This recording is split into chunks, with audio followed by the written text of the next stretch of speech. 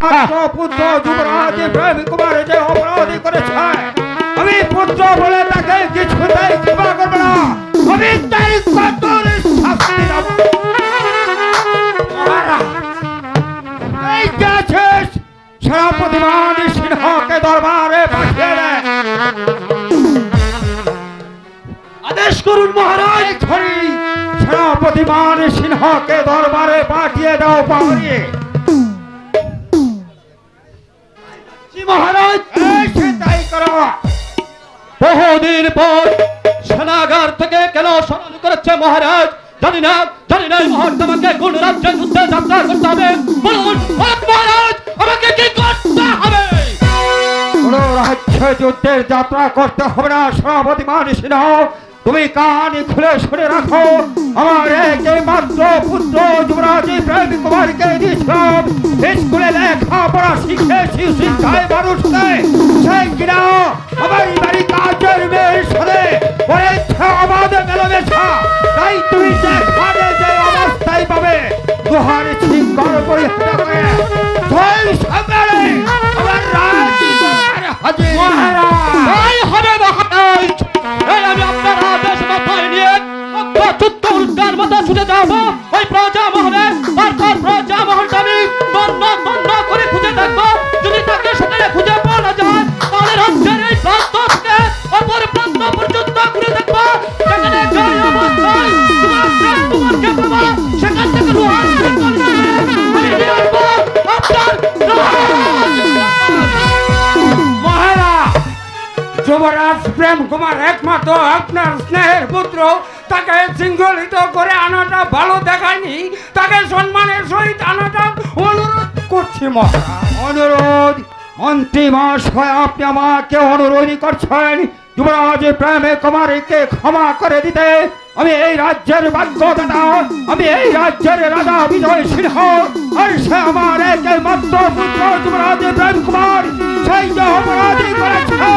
আজ যদি আমি তাকে ক্ষমা করে দেই তাহলে রাজ্যের প্রজাগণ আমার দিকে আঙ্গুল দেখিয়ে বলবে রাজা বিজয় সিংহ বিচারক হয়ে গেছে। রাজা বিজয় সিংহ আপনার রানী পুত্রকে ক্ষমা করে দিয়েছে, তাই আমি কিছুতেই তাকে ক্ষমা করব না। মহারাজ মন্ত্রী মশাই একটু ধৈর্য দরবার আজকের মতো সমাপ্ত ঘোষণা করলাম।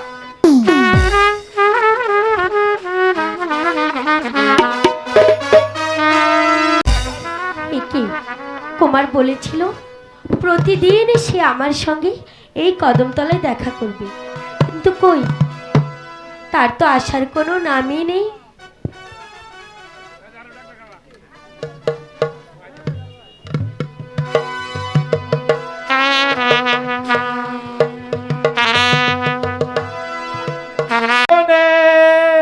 লেগে গেছে জুড়া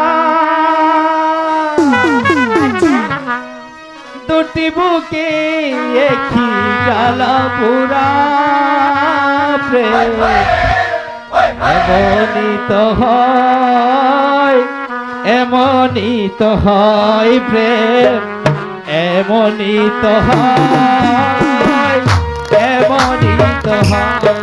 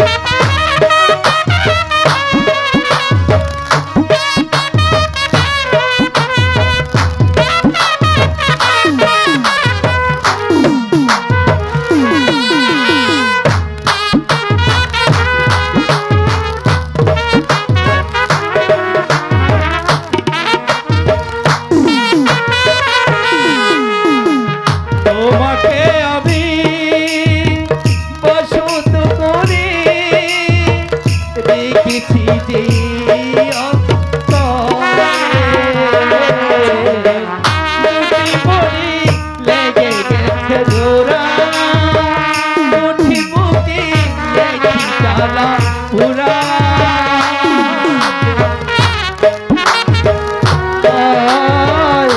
এমনই তো হয় প্রেম, এমনই তো হয়, এমনই তো হয়।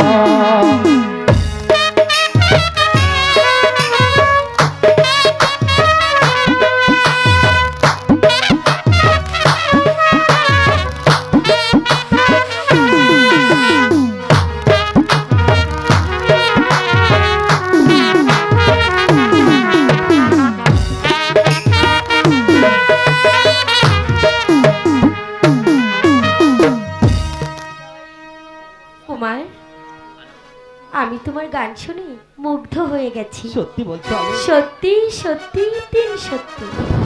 জানো, হ্যাঁ বলো। আমার যেন কি হয়েছে, একটি মুহূর্ত তোমাকে যদি না দেখি আমি যেন পাগল হয়ে যাই। সত্যি বলছো আলো? হ্যাঁ, সত্যি বলছি। বহু বন জঙ্গল তন্ন তন্ন করে খুঁজে এলো, কোথাও তো যুবরাজ প্রেম কুমারের সন্ধান পেলাম না। তবে কি যুবরাজ প্রেম কুমারকে ছড়াই আমার প্রাসাদে ফিরে যেতে হবে? না না না, তা কখনো হবে না। সেনাপতিমান সিংহ বিনা হাতে যদি রাজ প্রাসাদে ফিরে যায়, তাহলে সম্মান সিংহের সম্মান থাকবে না। তাই তো যেমন করে হোক যুবরাজ প্রেম কুমারকে আমার চাই। কুমার! একই সেনাপতি মহাশয়, এই অসময়ে আপনি এখানে কেন এসেছেন? আমি অসময়ে আসিনি কুমার, ঠিকই সময়ে এসেছি, আর দুজনকে এক সঙ্গে পেয়েছি। সেনাপতি মহাশয়, আপনি এখান থেকে চলে যান বলছি। না, আমি চলে যেতে আসিনি, আমি এসেছি তোমার পিতার আদেশে। তোমাকে রাজ দরবারে নিয়ে যাব শৃঙ্খলিত করে। সেনাপতি মহাশয়, আমি কি কা পুরুষ যে আমার দেহে এক বিন্দু রক্ত থাকতে বিনা যুদ্ধে করব আমি আপনার সাথে বন্দিত্ব শিকার? বালক হয়ে আবার যুদ্ধের স্বাদ? হ্যাঁ, তাই তো ভাবছি। ও আজ আমি অস্ত্রহীন। বেশ, কে বলেছে তুমি অস্ত্রহীন? সেনাপতি মানে সিংহ কোনদিন নিরস্ত্রকে আঘাত করে না, তাহলে যেন সেনাপতি মানে সিংহের সম্মান থাকবে না। তাই তো অস্ত্র তোমাকে আমি দেব।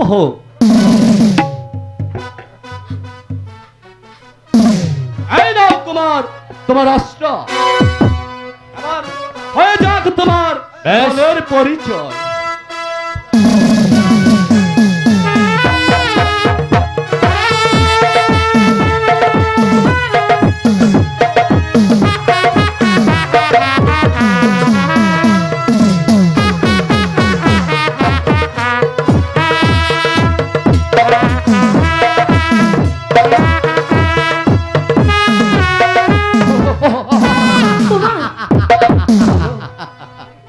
রক্ষিত, বন্দি করা উদ্যত্ত যুবককে। তাই করছি। কুমার, হ্যালো, নিয়ে যাও রক্ষিত বন্ধকার কারাকক্ষে। আলো, তুমি আমার জন্য কোনো দুঃখ করো না আলো। আমি তোমারই আছি, তোমারই থাকবো।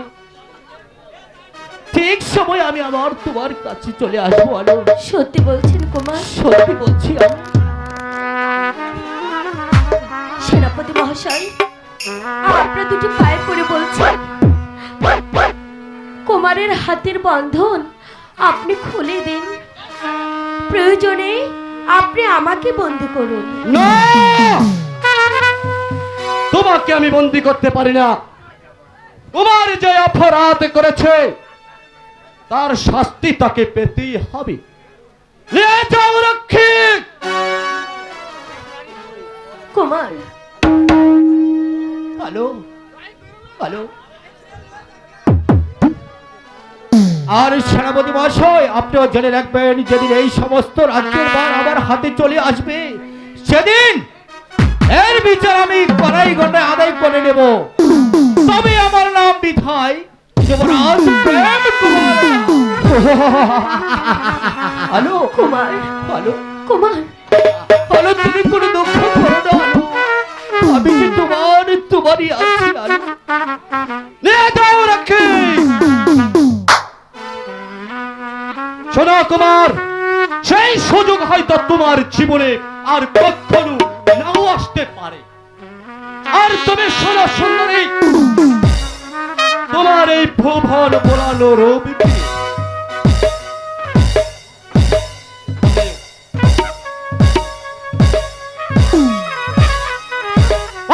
সমস্ত ছেলেদের মাথা খেয়েছ।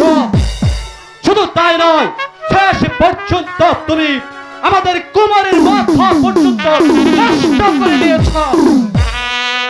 আবার যদি কোনোদিন কুমারের সঙ্গে তোমাকে মিশতে দেই, তাহলে তোমার চোখ দুটো আমি উপরে নেব।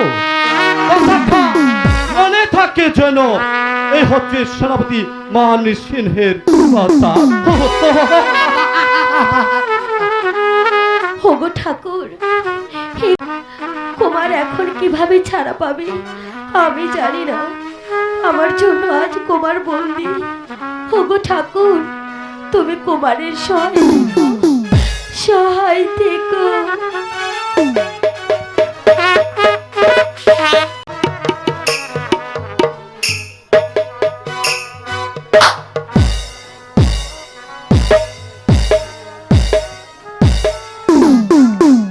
মন্ত্রী মহাশয়, মহারাজ, সেনাপতি মান সিংহকে পাঠিয়েছিলাম যুবরাজ প্রেমে কুমারীকে খুঁজে আনতে।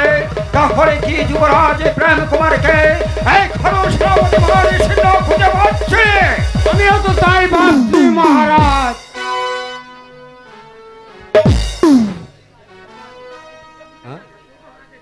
মহারাজের জয় হোক। মহারাজ, এই তো আমি কুমারকে বন্দি করে নিয়ে এসেছি মহারাজ। বেশ, সেনাপতি মান সিংহ, আমি জানি তুমি খুবই ক্লান্ত, তুমি খুব পরিশ্রান্ত, তাই তুমি বিশ্রামের প্রয়োজন। এখনই তুমি সেনাগাড়িকে বিশ্রামি করো গিয়ে। তাই হবে মহারাজ। তাই। পুত্র প্রেম, আমি শুনেছি তুমি নাকি আমার বাড়ির কাজের রমানন্দের মেয়ের সাথে ভালোবাসা করেছ। এই কথা কি সত্য? পিতা।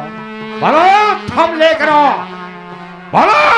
পিতা, এটি সম্পূর্ণ সত্য পিতা। তুমি রাজবংশের রাজপুত্র হয়ে তুমি আমার বাড়ির কাজের রমানন্দের মেয়ের সাথে করেছ ভালোবাসা। জানো তুমি এই ধৈর্য ধরুন মহারাজ, ধৈর্য ধরুন। এত উন্মাদ হলে চলবে কেন মহারাজ? মন্ত্রী মহাশয়, আপনি আমাকে ধৈর্য ধরতে বলেছেন। সেই পুতির রাজবংশের মুখে চুরি কালি বাঁচিয়েছে, সেই বংশ রাজা বিজয় সিংহের রাজধানী বন্ধুবাজার থেকে কিচ্ছু করে দিয়েছে। আমি সেই পুত্রকে কিছুতেই ক্ষমা করব না। আমার সন্তান কি অপরাধ করেছে? এই পৃথিবীতে সে থাকতে পারবে না। এসো পুত্র, দেখি কার এত বড় সাহস তোমাকে আমার বুক থেকে ছিনিয়ে নিয়ে যাবে। এসো তুমি। রানী, শুনেছ রানী, তোমার পুত্র একটি কাজের মেয়েকে ভালোবেসে, আমি জানতে চাই সে সাহসী কোথায় পেয়েছে। এই শোনো, রাজা যুবরাজ প্রেমী কুমারের জন্য শত সাহসের রাশি কন্যা বর নামে দাঁড়িয়ে আছে। রাজা বিজয় সিংহের পুত্র যুবরাজ প্রেমী কুমারের গলায় বর নামল দেওয়ার জন্য। তাকে ভালো করে বুঝিয়ে বলো, এখনো সময় আছে। যদি এই বালককে ভুলে আসতে পারে, তার শাস্তি আরো ভয়াবহ হতে পারে।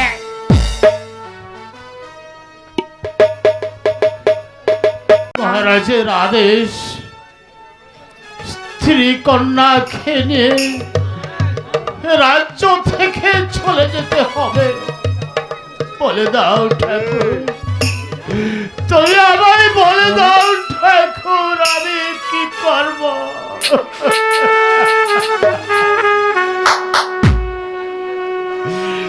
ওদের খেয়ে আমি কোথায় যাব? বলে দাও ঠাকুর, আমার যে মাথা গুজার বাবা বাবা বাবা এ কি না কি ভাবছো বাবা? ডাকিস নে।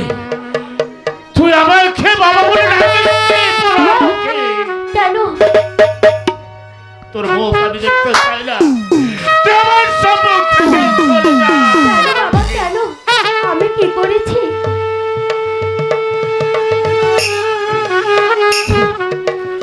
তোকে ওরে হতভাগী, তোকে আমি গলা টিপে হত্যা করিনি কেন?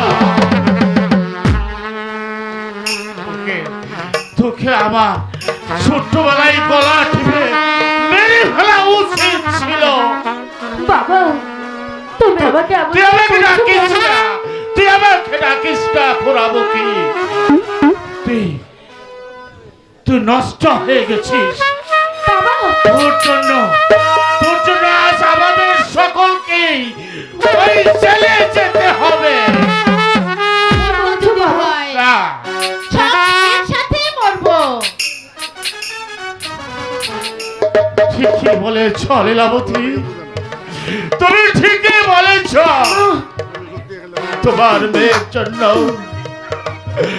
আজ সবাইকে মরতে হবে। কি করেছিস তুই হতভাগী? আমি তো কিছু করিনি মা, আমি বুঝতে পারছি না বাবা আমাকে কেন বকছে। রমানন্দ বাড়ি আছো? রমানন্দ, ওই- ওই দেখ পোড়ামুখী, সে দেখ মন্ত্রী মহাশয় এসেছে আমাদেরকে ধরে নিয়ে যেতে। তোমরা মিছে মিছে কান্নাকাটি করছো। আমি তোমাদেরকে ধরে নিতে এসিনি, আমি এসেছি তোমাদেরকে সম্মানের সহিত নিয়ে যেতে। চল পোড়ামুখী, তোকে আমি ওই শ্মশানে নিয়ে কেটে টুকরো টুকরো করে চিতার মতো ফেলে আসবো। আসো আমার সঙ্গে। কপালে যে কি আছে একমাত্র ভগবানই ফেলে। চলো লীলাবতী, চলো তোমার মেয়ে ছেলে, চলো। রাজবাড়ি হতে ফেরার পথে কালীমার সম্মুখে ওকে বলে দিয়ে আসো।